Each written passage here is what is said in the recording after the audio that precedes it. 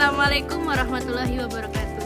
Hai sahabat online dan juga sahabat Introducing myself.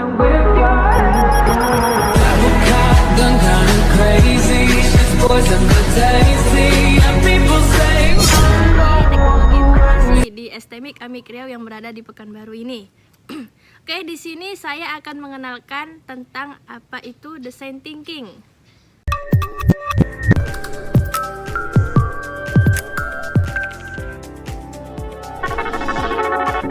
Design thinking masih menjadi tren dalam proses inovasi di berbagai sektor industri saat ini. Terlebih, startup yang memiliki pekerja milenial dan generasi Z yang penuh kreativitas dan ide yang fresh. Selain itu, design thinking juga menjadi pokok bahasan yang tak boleh dilewatkan dalam learning and development dalam perusahaan. Menarik. Jadi apa sebenarnya yang dimaksud dengan design thinking ini ya, Fresh People? Design thinking adalah suatu proses pemecahan masalah dan penemuan ide inovasi yang berpusat pada manusia atau berfokus pada kebutuhan pengguna atau customer. Metode ini digandrungi karena berfokus pada human centered, di mana kreativitas dan persepsi manusia belum terkalahkan oleh teknologi. Oke, sekarang kita akan membahas tentang sejarah design thinking. Design thinking itu diawali atau diciptakan atau digagas oleh pendiri IDEO, yaitu David Kelley dan juga para timnya, yaitu Tim Brown. IDEO sendiri merupakan lembaga konsultan desain yang berlatar belakang desain produk yang berbasis inovasi. Tujuan diciptakannya design thinking oleh David Kelley dan para timnya, yaitu Tim Brown tadi, adalah untuk menyelesaikan masalah dengan berfokus pada kebutuhan pengguna atau user.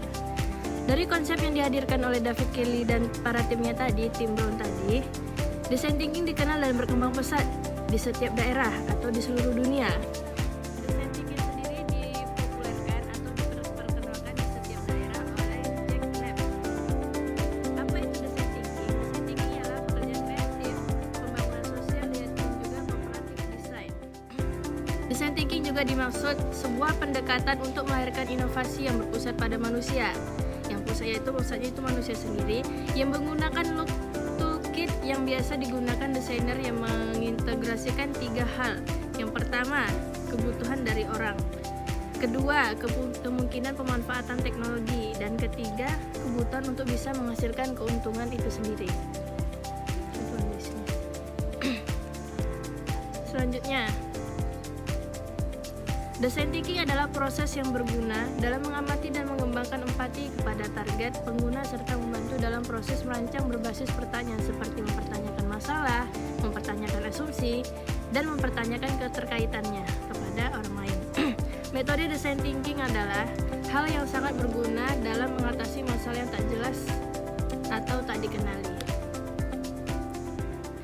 Oke, selanjutnya, hal ini dapat dilakukan dengan melakukan reframing masalah dengan cara-cara yang berpusat pada target, menciptakan banyak ide dalam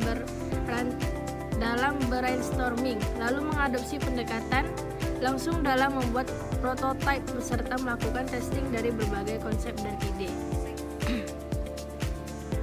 Oke, selanjutnya kita akan membahas apa itu tahapan design thinking.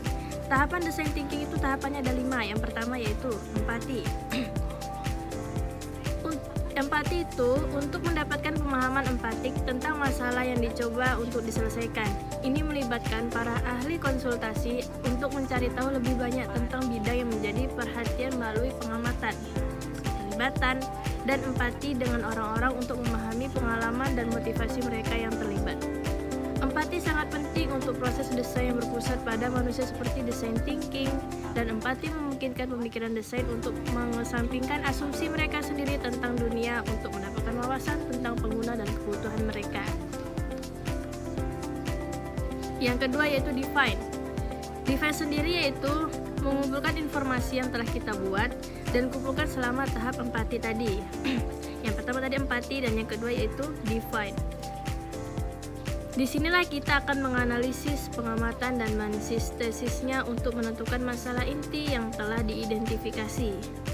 Kita harus berusaha mengidentifikasi masalah sebagai pernyataan masalah dengan cara yang berpusat pada manusia itu tadi. Oke, selanjutnya yang ketiga yaitu ideata atau ide. Selama tahap ketiga dari proses design thinking, desainer siap untuk mulai menghasilkan ide. Kita telah tumbuh untuk memahami pengguna dan kebutuhan mereka di tahap empatis tadi. Dan kita telah menganalisis dan mensintesis pengamatan Anda di tahap define. Dan berakhir dengan pernyataan masalah yang berpusat pada manusia. Dengan latar belakang yang kuat, kita dan anggota tim dapat mulai berpikir di luar kotak. Untuk mengidentifikasi solusi baru, untuk pernyataan masalah yang dibuat, dan kita dapat mulai mencari cara alternatif untuk melihat masalah. Oke, yang keempat yaitu prototype. Prototype adalah untuk menghasilkan sejumlah versi produk yang murah dan diperkecil atau fitur spesifik yang ditemukan dalam produk, sehingga mereka dapat menyelidiki solusi masalah yang dihasilkan pada tahap sebelumnya. Prototype dapat dibagikan pada tahap sebelumnya. Prototipe dapat dibagikan dan diuji dalam tim itu sendiri, di departemen lain, atau pada sekelompok kecil orang di luar tim desain. Ini adalah fase eksperimental dan tujuannya adalah untuk mengidentifikasi solusi terbaik untuk setiap masalah yang diidentifikasi selama 3 tahap tadi. Yang pertama, solusi diimplementasikan dalam prototipe, dan satu persatu mereka diselidiki dan diterima, diperbaiki dan diperiksa ulang, dan ditolak berdasarkan pengalaman pengguna. Oke, yang terakhir yaitu tes. Setelah kita melewati yang keempat tadi, kita melakukan tes. Tes ini maksudnya dari tes adalah desainer menguji produk lengkap secara ketat menggunakan solusi terbaik yang diidentifikasi selama fase prototipe tadi. Ini adalah tahap akhir dari design thinking, oke? Tahap terakhir dari design thinking, tahapnya ya. Tetapi dalam proses berulang, hasil yang dihasilkan selama fase testing sering digunakan untuk mengidentifikasi kembali satu atau lebih masalah dan menginformasikan pemahaman pengguna. Kondisi pengguna, bagaimana orang berpikir, berperilaku, dan merasakan, dan berempati. Bahkan selama fase ini, perubahan dan penyempurnaan dilakukan untuk menyingkirkan solusi masalah dan memperoleh pemahaman sedalam mungkin terhadap produk dan penggunanya. Oke, selesai dengan tahapan design thinking tadi, kita masuk ke elemen dalam design thinking. Elemen dalam design thinking itu, yang pertama yaitu interaktif. Interaktif atau membutuhkan proses berulang merupakan elemen dalam design thinking yang menuntut kamu untuk melakukan proses berulang dalam berinovasi sampai mendapatkan solusi paling optimal. Yang kedua yaitu user centered. Dalam design thinking adalah suatu keharusan untuk fokus pada pengguna. Kamu harus berpusat pada kebutuhan pengguna, terlebih untuk menyelesaikan masalah mereka dalam membuat suatu solusi. Yang ketiga yaitu hands-on. Metode design thinking mengharuskan kamu untuk melakukan pengujian ide produk secara langsung, sehingga konsep produk benar-benar diperlihatkan ke calon pengguna untuk melihat bagaimana efektivitasnya terhadap penyelesaian masalah. Itulah sebabnya design thinking membutuhkan kemampuan memahami calon pengguna dan menciptakan solusi yang efektif. Yang keempat atau yang terakhir yaitu highly kreatif.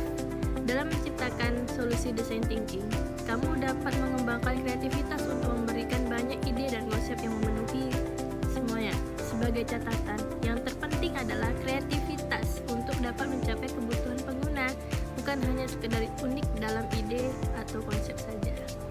Baiklah, ini adalah presentasi dari saya yang bisa saya berikan kepada sahabat-sahabat online. Kurang dan lebihnya saya mohon maaf. Saya Meli Puspitasari, mohon undur diri. Jika ada kurangnya itu datang dari saya, dan jika ada lebihnya itu datang dari Allah Subhanahu wa Ta'ala. Terima kasih.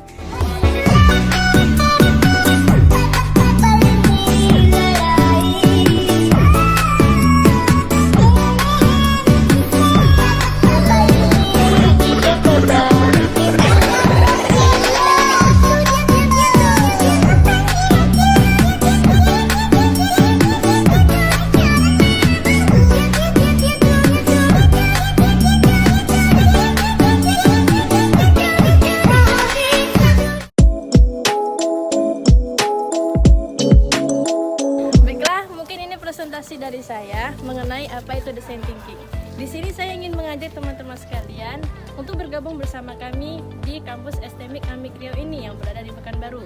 Jika teman-teman sekalian ingin bergabung bersama kami, teman-teman sekalian bisa mendaftar secara offline ataupun online. Jika teman-teman sekalian ingin mendaftar secara offline, maka teman-teman sekalian bisa bergabung langsung ke kampus atau datang ke kampus. Jika teman-teman sekalian ingin mendaftar secara online, maka bisa mengklik web di bawah ini.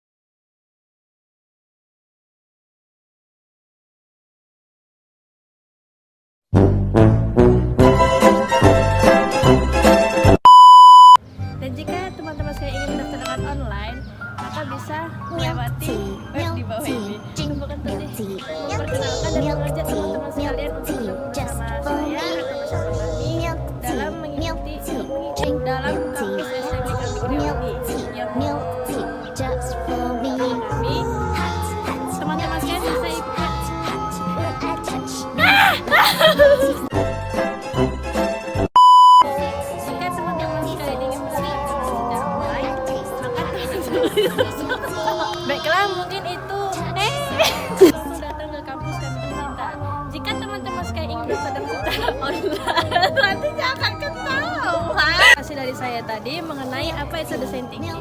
Di sini kau jangan ketawa.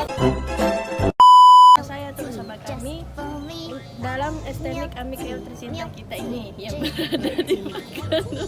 Jika teman-teman sekalian ingin mendaftar secara offline, teman-teman sekalian bisa bergabung ke kampus kami tercinta ini. Jika teman-teman ingin bergabung secara online, jangan ada yang What the fuck, man? ulang. Baiklah, mungkin ini presentasi dari saya mengenai apa itu design thinking. Di sini saya ingin mengajak teman-teman sekalian untuk bergabung bersama kami di kampus STMIK Amik Rio ini yang berada di Pekanbaru. Jika teman-teman sekalian ingin bergabung bersama kami, teman-teman sekalian bisa mendaftar secara offline ataupun online. Jika teman-teman sekalian ingin mendaftar secara offline, maka teman-teman sekalian bisa bergabung langsung ke kampus atau datang